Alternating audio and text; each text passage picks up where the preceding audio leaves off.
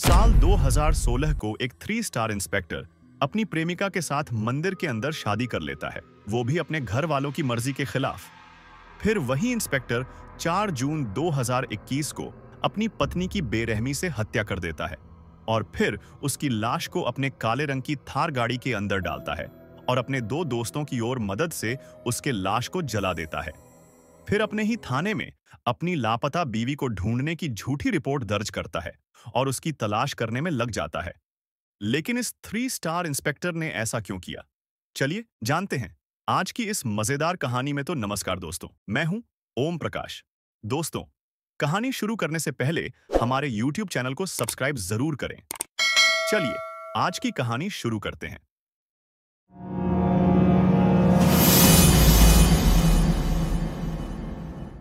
दोस्तों, हमारी इस कहानी की शुरुआत होती है गुजरात के बड़ोदरा से, जहां पर एक 3 स्टार इंस्पेक्टर अजय देसाई को एक लड़की स्वीटी से प्यार हो जाता है और देखते ही देखते उन दोनों का प्यार इस कदर तक बढ़ जाता है कि उन्होंने एक मंदिर के अंदर एक दूसरे को माला पहनकर शादी कर ली, क्योंकि उनके घर वाले इस शादी के लिए मान नहीं रहे थे, क्योंकि स्वीटी की अलग कास्ट थी और अजय देसाई की अलग कास्ट थी। और अजय देसाई के घर वालों का मानना था कि स्वीटी नीची जाति की है, इसीलिए उन्होंने इस शादी के लिए हाँ नहीं की और इसी वजह से इन दोनों ने मंदिर में ही एक दूसरे से शादी कर ली। दोस्तों, अजय देसाई और स्वीटी ने अपनी मर्जी से शादी की थी, इसीलिए दोनों बहुत ज्यादा खुश थे और खुशी खुशी से रह रहे थे। और इसी वजह से शादी के कुछ ही दिन बाद स्वीटी ने एक बच्ची को भी जन्म दे दिया। हालांकि दोस्तों, जब सब कुछ बिल्कुल सही चल ही रहा था कि तभी साल 2017 में अजय देसाई ने अपनी ही जाति की एक लड़की से दूसरी शादी कर ली, जिसे वह शादी करने के बाद अपने माता पिता के साथ रखने लगा, क्योंकि यह शादी उसकी माता पिता की मर्जी से ही हुई थी और घर वाले भी इस बार इस शादी से काफी ज्यादा खुश थे। लेकिन दोस्तों, जैसे ही ये बात स्वीटी को पता चली तो ऐसा कुछ हुआ जिसकी वजह से अजय देसाई ने स्वीटी की जान ही ले ली। दोस्तों, जब अजय देसाई की दूसरी शादी की बात स्वीटी को पता चली, तब उसे काफी ज्यादा दुख भी हुआ और गुस्सा भी आया। और इसी वजह से गुस्से में उसने जैसे ही शाम को अजय देसाई घर पर आया, तब उससे स्वीटी ने बात करने की कोशिश की, लेकिन अजय देसाई ने बातों ही बातों में बात डाल दी। लेकिन दोस्तों, इसके बाद भी स्वीटी बार बार अजय देसाई को उसकी दूसरी पत्नी से तलाक लेने को बोलती थी। वो कहती थी कि तुम उससे अलग हो जाओ। लेकिन दोस्तों, अजय उसकी ये बात बिल्कुल भी नहीं मान रहा था। इसी वजह से दोनों में अक्सर काफी ज्यादा झगड़े होते थे और दोनों के बीच अब काफी ज्यादा दूरियां भी हो चुकी थीं। और दोस्तों, ऐसा ही झगड़ा उनका 4 जून 2021 को हुआ और ये झगड़ा देखते ही देखे काफी ज्यादा बढ़ गया, जिससे कि रात करीब 8 बजे के आसपास गुस्से में आकर अजय देसाई ने स्वीटी की गला घोंटकर हत्या कर दी। दोस्तों, जैसे ही अजय देसाई ने गुस्से में आकर स्वीटी की हत्या की, तब वह काफी ज्यादा घबरा गया और घबराहट में उसने तुरंत स्वीटी की लाश को और उसके फोन को अपनी काले रंग की थार गाड़ी के अंदर डाला और भौच हाईवे के ऊपर जाकर अपने दोस्त क्रिकेट को फोन किया और उसे अपने साथ लेकर दहेज के अटैली गांव के अंदर एक बंद पड़े होटल के पीछे ले जाकर होटल के मालिक के साथ मिलकर स्वीटी की लाश को जला डाला और फिर दोबारा घर आ गया और घर पर आकर ऐसा दिखावा करने लगा मानो कि उसे कुछ पता ही नहीं हो।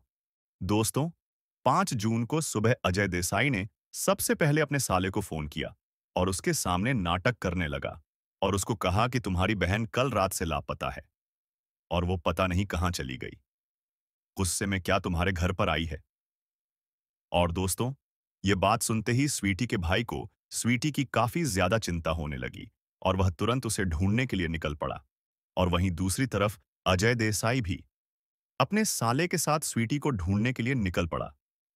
लेकिन जब काफी टाइम तक भी उन्हें स्वीटी नहीं मिली, तब वह अपने ही पुलिस थाने में पहुंचते हैं, जहां पर उसके साले के द्वारा उसकी बहन के गुमशुदा होने की रिपोर्ट लिखवाई जाती है। दोस्तों, जब अजय के साले के द्वारा अपनी बहन के गुमशुदा होने की रिपोर्ट पुलिस थाने में दिखाई गई, तब पुलिस तुरंत एक्शन लेती है, क्योंकि ये कोई छोटा-मोटा केस नहीं था, बल्कि एक इंस्पेक्टर की पत्नी गायब हुई थी। इसीलिए पुलिस तुरंत स्वीटी को ढूंढने में लग जाती है। लेकिन दोस्तों, करीब 5 से 6 दिनों तक पुलिस ने बहुत ज्यादा प्रयास किया, लेकिन उन्हें ना तो स्वीटी मिल पाई और ना ही स्वीटी के बारे में कोई जानकारी मिल पाई। और इसी वजह से इस मामले की गंभीरता को देखते हुए इस पूरे मामले को क्राइम ब्रांच को सौंप दिया गया। और दोस्तों, क्राइम ब्रांच को भी इस मामले को सुलझाने में 48 से 50 दोनों का समय लग गया। दोस्तों, जब इस पूरे मामले को क्राइम ब्रांच को सौंपा गया, तब सबसे पहले क्राइम ब्रांच ने इस मामले की शुरू से जांच की। लेकिन दोस्तों, क्राइम ब्रांच को भी इस मामले की छानबीन करते हुए 45 दोनों का समय गुजर जाता है। लेकिन क्राइम ब्रांच को भी इस केस के बारे में कोई भी जानकारी हासिल नहीं हो पाई, और ना ही क्राइम ब्रांच को 45 दिनों तक ये पता चल पाया कि स्वीटी कहाँ है, जीवित भी है या फिर उसकी मौत हो गई है। लेकिन दोस्तों, जैसे ही 45 दिन गुजरे, तब अगले दिन क्राइम ब्रांच को एक गुप्त सूचना के तहत जानकारी मिलती है कि दहेज के अटेली गांव में एक होटल के पीछे इंसान की जली हुई हड्डियां पड़ी है। ये बात सुनकर क्राइम टीम तुरंत वहां पहुंची और पूरे मामले की छानबीन करने लगी। और जब क्राइम टीम ने उन हड्डियों की लैब टेस्टिंग करवाई, तो पता चला कि ये हड्डियां स्वीटी की है। जिसके बाद क्राइम टीम समझ गई कि इस पूरे हत्याकांड को किसी माइंड ब्लोइंग व्यक्ति ने ही अंजाम दिया है। और जब क्राइम टीम को स्वीटी के घर वालों पर शक हुआ, तब उन्होंने तुरंत स्वीटी के सभी घर वालों की फोन की लोकेशन ट्रेस की। लेकिन फोन की लोकेशन ट्रेस करने से उन्हें कोई भी जानकारी हासिल नहीं हुई। हालांकि उन्हें यह बात जरूर पता चली कि घटना वाले दिन अजय देसाई, जहां पर स्वीटी की हड्डियां जली हुई मिली हैं, इसी लोकेशन के आसपास था। इसके अलावा और भी बहुत सारे अजय देसाई के खिलाफ क्राइम टीम को सबूत मिले। इसी वजह से क्राइम टाइम ने तुरंत अजय देसाई को हिरासत में लिया और उससे पूछताछ की। लेकिन दोस्तों, अजय देसाई एक इंस्पेक्टर था, इसीलिए उसने सीधे तरीके से अपना जन्म कबूल नहीं किया। लेकिन जब क्राइम टीम ने अपने हिसाब से पूछताछ की, तब उसने अपना सारा जुल्म कबूल कर लिया और उसने बताया कि कैसे उसने उसकी पत्नी की हत्या की, और फिर उसने अपने 2 दोस्तों के साथ मिलकर उसके शव को ठिकाने लगा दिया और इस पूरे मामले को करीब 2 महीना तक घूमता रहा। तो दोस्तों, कुछ ऐसे ही करीब 458 से 50 दिन बाद क्राइम टीम ने इस पूरे मामले का पर्दाफाश कर दिया, जिसके बाद अजय को सस्पेंड कर दिया गया और आज वो अपने गुनाहों की जेल की सलाखों के पीछे सजा काट रहा है। खैर, आपका इस पूरी स्टोरी के बारे में क्या बोलना है? नीचे कमेंट सेक्शन में जरूर बताना। दोस्तों, हमारा उद्देश्य यह है कि लोग इन घटनाओं से सीखें और गलत रास्तों पर चलने से बचें। यह कहानी एक महत्वपूर्ण चेतावनी है, जो हमें बताती है कि जीवन में सही फैसले लेना कितना जरूरी है। हमें मिलकर एक बेहतर समाज बनाने की कोशिश करनी चाहिए, जहां प्यार, ईमानदारी और विश्वास की अहमियत हो। इन सच्ची घटनाओं से मिलने वाले संदेश हमें सोचने पर मजबूर करते हैं कि हम अपने जीवन में किस दिशा में बढ़ रहे हैं। इसी उद्देश्य के साथ मैं फिर लौट कर आऊंगा, नई कहानियों और नई सीख के साथ। तब तक के लिए सुरक्षित रहें, सतर्क रहें और याद रखें कि हर कदम सोच समझकर उठाएं।